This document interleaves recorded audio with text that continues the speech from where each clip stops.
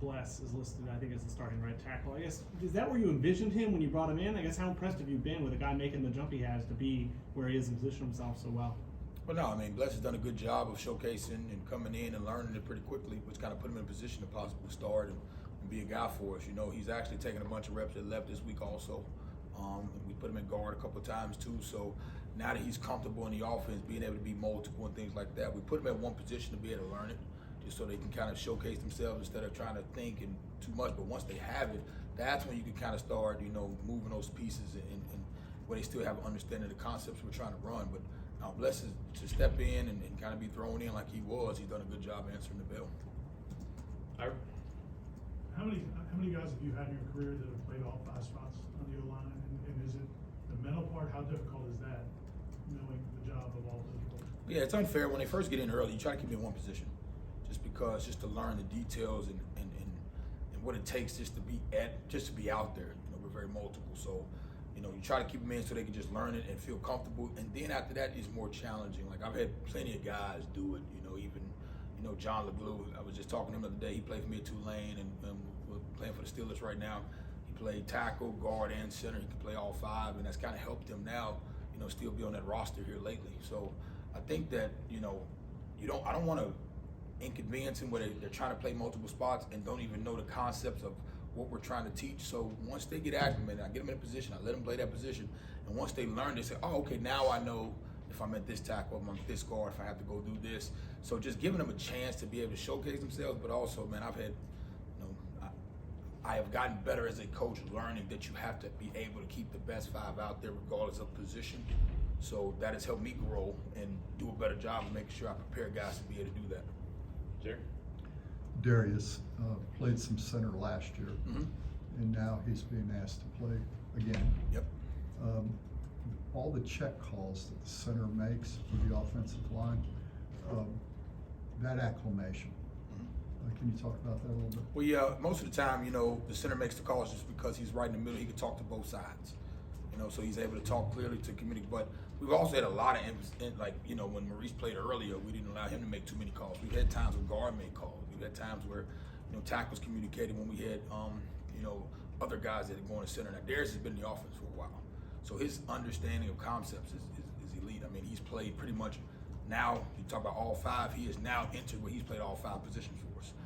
So that's another guy to talk about that kind of, once you learn it, you learn the concepts, whether it's gap scheme, zone scheme, half slide, full slide, you know, how we check protections and things like that, you're able to have a little more comfort level. So, you know, Darius would be fine because he knows it, and he understands it, and he's been on both sides of it, from left tackle to right tackle to guards and things like that. So I have a lot of confidence in Darius being able to execute that. But you also, next to vets, you got Dylan Gibbons, who's going to his second year, he's going to be on the field with him. You got Rob Scott, who's going to be out there that can play both tackle positions like he's done.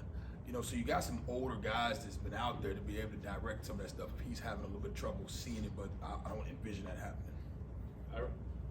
Before you were offensive coordinator, I think you said that Coach Norvell takes input from the entire staff, put together game plans and things like that. Correct. But when you're as an offensive coordinator, do you get 2 votes, or like what's different now in terms of those conversations between you and Coach Norvell? Well, yeah, Coach has kept it, you know, where we all have input and we all have our certain sections of the game plan that we put in, and that's our project. And that's our job to come in there with the ideas that kind of fits within our scheme of what our players can do. And we come and present those areas, you know, and he's kind of the overseer. I'm more just trying to make sure it's on a schedulely timely matter, organizing it and making sure we got the right guys in the right positions, kind of handling that. But as far as how we run the offense, Coach, I mean, he's always had it set up where everybody has a lot of input, you know, and kind of just your baby in the game plan. Whether it's short yardage, whether it's 3rd and medium, whether it's 3rd and long, whether it's goal line and things like that. So just making sure you have ownership in yours, and then once you have ownership in yours, going a little bit step beyond, and now you can, once I take care of my job, now I can sit in the meetings with the other guys that's doing other areas and kind of learn, you know, as we go. Of like, hey, I might, so when I would say, all right, I got the short yardage down, that was my position. I've done that. Now let me sit in here when they're doing 3rd and long, you know, and you know, being an O-line coach, you're in all of them. Protection, you know, all of it. So I've always been involved in all of it, but not much has changed in that role except just more of the organization.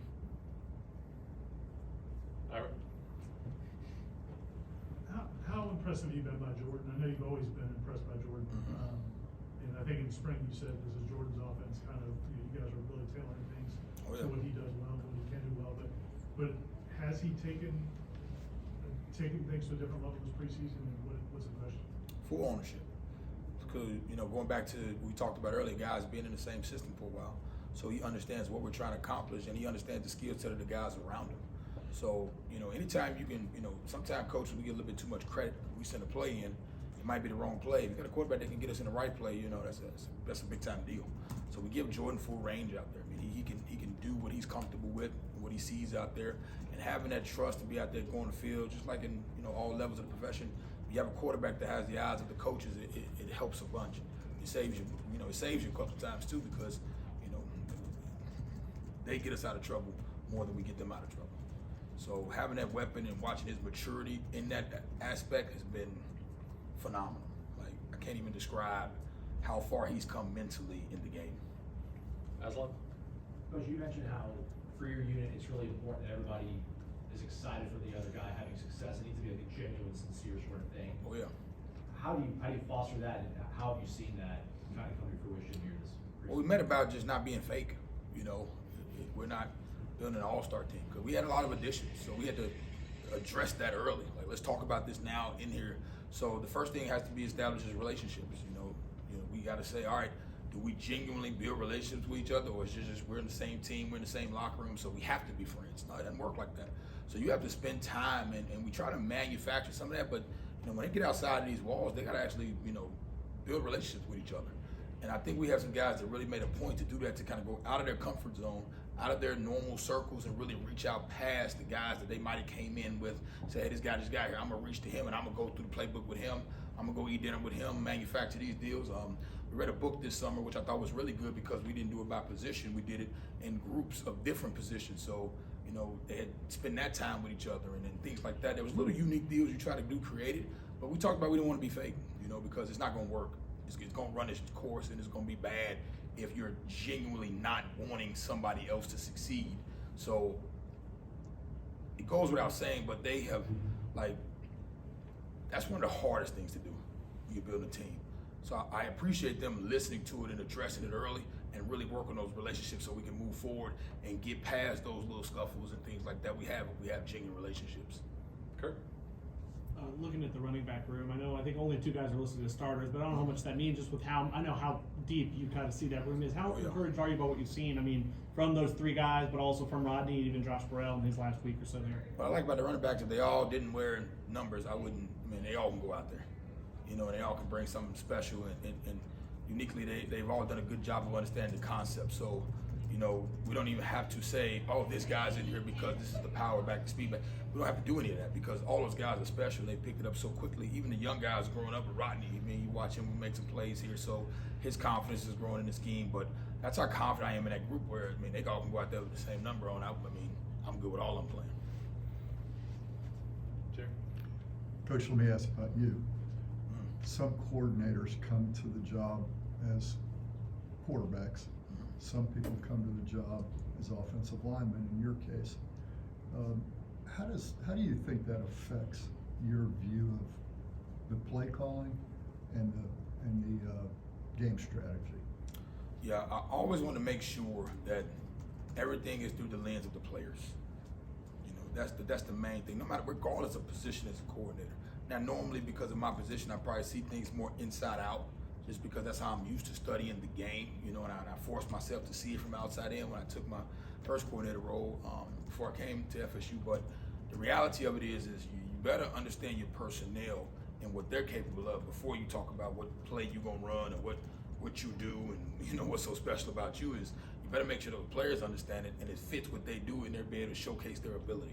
So one thing that drew me to Coach Norvell is that's been the case. I've seen Coach Norvell run multiple offenses because he has multiple different type of quarterbacks, running backs. When he had better running backs, you saw the running game. So I like that the offense is built for the players and it's adjusted to the players to put them in the best position to be successful. Before you talk about position or what you see or how you see the game, you better see those players first. What does Duquesne do defensively, and any particular players that kind of caught your attention? Well, one thing I think, looking at Duquesne, they got a new coordinator coming in, Coach Craig, but what I like is that I think he's more of a dictator.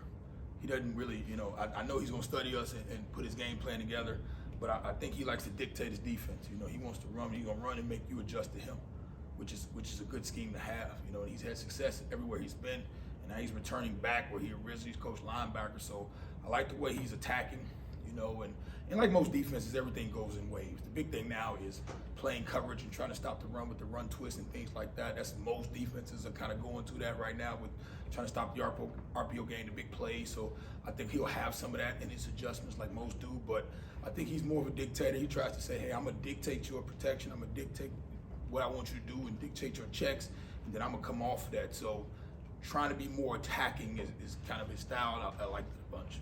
And he's new, so we've been watching a lot of personnel cut ups from Duquesne the year before, but he has some pieces to work with. You know, they got some experience at the D line with Big Maxie, and they got a guy that can move, whether it be outside linebacker or in the box. So I expect him to be in full attack mode. Anything else for Coach? All right. Thanks, Coach. Thank y'all. I appreciate it.